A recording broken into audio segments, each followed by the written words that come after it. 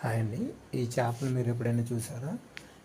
వీటిని దెయ్యపు చేపలు అని కూడా అంటారు. ఇవి చూడటానికి చాలా భయంకరంగా ఉంటాయి అన్నమాట.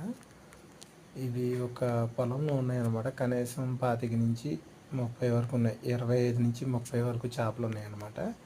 ఇవన్నీ కూడా ఒక స్థావరాలలో చేసుకుని కింద నీటిలో బొరియలు చేసుకుని వాటిలో ఉన్నాయన్నమాట. చూడండి,